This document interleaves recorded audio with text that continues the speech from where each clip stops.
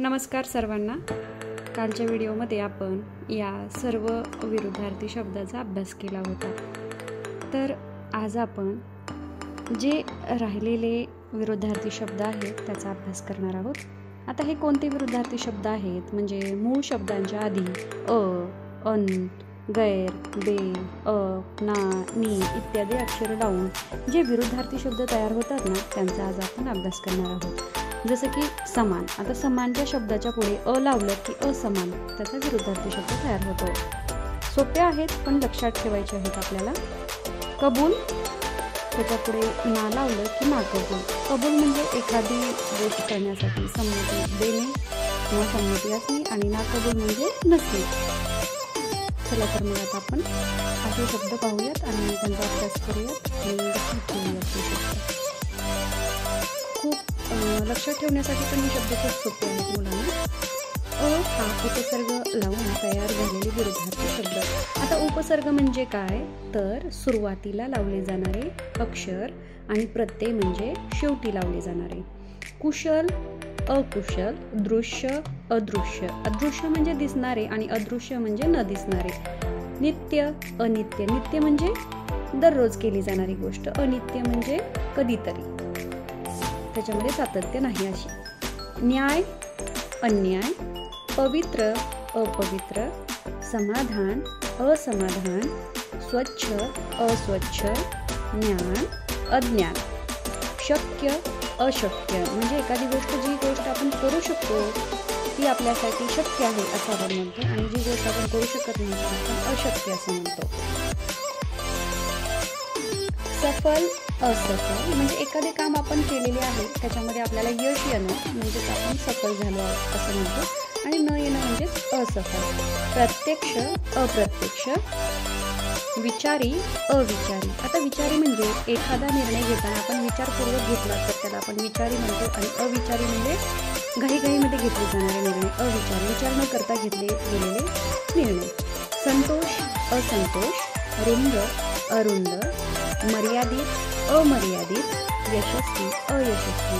आता यशस्वी म्हणजे तर तुम्हाला माहित आहे की आपण एखाद्या परीक्षेमध्ये चांगले गुण घेतले म्हणजे आपण यशस्वी झालो आणि जर आपण नापास झालो तर आपण त्याच्यामध्ये अयशस्वी झालो। निश्चित, अनिश्चित, जसं की सूर्य हा पूर्वेलाच उगवतो, निश्चित आहे। अनिश्चित म्हणजे वेगळी गोष्ट। परिचित, अपरिचित। परिचित म्हणजे ओळखीचा, अपरिचित म्हणजे ओळखीचा नसलेला। तर आता आपण पुढे पाहूयात। अन हा उपसर्ग लावून तयार झालेले विरुद्धार्थी शब्द।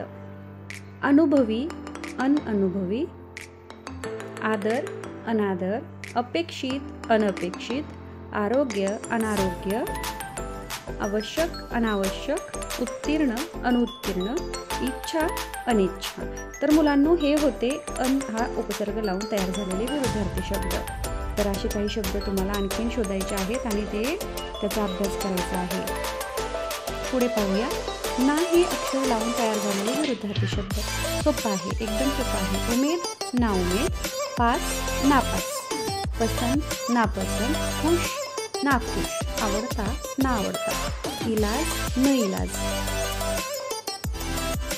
नी हे अक्षर लावून तयार झालेले विरुद्धार्थी शब्द। आधार, निराधार। आधार म्हणजे ज्याला आधार आहे, ज्याला कोणाची तरी मदत होत आहे असा। उपाय, निरुपाय, रोगी, निरोगी। रोगी म्हणजे आजारी आणि निरोगी म्हणजे ज्याचं आरोग्य चांगलं आहे तो आहे निरोगी, ज्याला कोणत्याही प्रकारचे आजार नाही आहेत। उपयोगी, निरुपयोगी, उत्साह, निरुत्साह, पापी आणि निष्पापी। गैर ही अक्षरे लावून तयार झालेले विरुद्धार्थी शब्द। हजर, गैरहजर। एखादा विद्यार्थी वर्गात आहे त्या ठिकाणी तर आपण म्हणतो तो हजर आहे आणि नसेल तर तो गैरहजर। सोय, गैरसोय, समज, गैरसमज, मार्ग, गैरमार्ग, प्रकार, गैरप्रकार, वर्तन, गैरवर्तन, लागू आणि गैरलागू। तर आता आपण पुढे पाहूयात। अपही अक्षरे लागून तयार झालेले विरुद्धार्थी शब्द। समज, अपसमज, शकुन, अपशकुन, कृत्य, अपकृत्य, कीर्ती, अपकीर्ती। आता शेवट पाहूयात. बे हे अक्षर लावून तयार झालेले विरुद्धार्थी शब्द, जसं की हिशेबी, बेहिशेबी, सुरेल, बेसूर. ज्याचा आवाज चांगला आहे त्याला आपण सुरेल म्हणतो आणि जो खूपच ज्याचा आवाज चांगला नाही त्याला आपण बेसूर असं म्हणतो. सुरेल असेल गाणे तर आपल्याला ऐकावंसं वाटतं, बेसूर असेल तर ऐकावंसं वाटतच नाही. शिस्त, बेशिस्त. शाळेतल्या सर्वच मुलांना शिस्त असली पाहिजे, बेशिस्त असून चालणार नाही. जबाबदार, बेजबाबदार. अब्रू, बेअब्रू. घर, बेघर. घर म्हणजे ज्याला घर आहे आणि बेघर म्हणजे ज्याच्याकडे घरच नाही असा. पत्ता, बेपत्ता. भान, बेभान. इमानी, बेईमानी. सावध, बेसावध. कायदेशीर, बेकायदेशीर. इज्जत, बेइज्जत. कायदा, बेकायदा. चैन, बेचैन. मुदत, बेमुदत. शुद्ध आणि बेशुद्ध. तर हे सर्व शब्द आज आपण पाहिलेले आहेत. आणखी एकदा तुम्ही हे शब्द पाहून घ्या आणि नंतरच्या व्हिडिओमध्ये आपण यावरील सर्व प्रश्न सोडवणार आहोत. विरुद्धार्थी शब्द याचा आपण स्वाध्यायाच्या व्हिडिओमध्ये पाहणार आहोत. त्यामुळे जे मुलं शिष्यवृत्तीचा अभ्यास यावर्षी करणार आहेत त्यांच्यासाठी हा खूप उपयुक्त व्हिडिओ आहे. त्यामुळे चॅनलला लाईक, शेअर आणि सबस्क्राईब जरूर करा आणि पुढील व्हिडिओही नक्की पाहत राहा.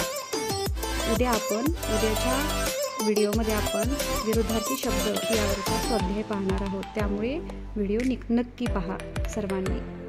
थँक्यू.